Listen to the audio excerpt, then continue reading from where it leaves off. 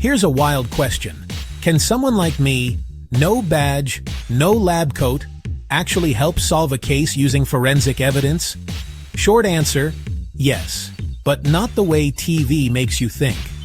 I'm talking about old cases that seem frozen in time, a weird fiber, a timestamp that was always close enough, a parking ticket no one looked at twice.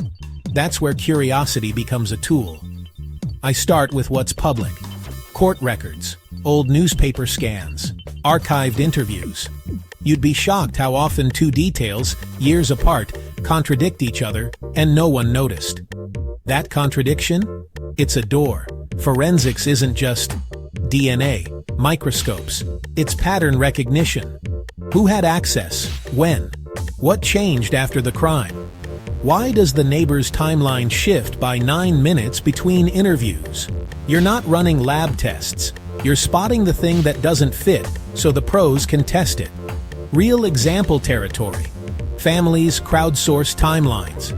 A listener digs up an old city utility outage map and realizes a streetlight was dead that night. Suddenly, a witness who saw everything clearly couldn't have. That tip goes to detectives. Case pivots. But here's the line you don't cross. You never touch scenes. You never chase suspects. You don't DM witnesses. You don't play cop. You document. You compare. And when something solid emerges, you hand it to the people with the authority and the chain of custody to act. I keep a simple rule. If I can't verify it twice, it's a story, not a lead. If it puts anyone at risk, it stops with me. So, can a non-expert solve a case with forensics?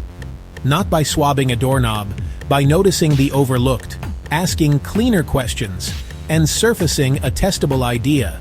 Sometimes the smallest contradiction becomes the key. Curiosity isn't a badge, but it can be a compass. Point it carefully, toward the truth, and toward the people who can prove it.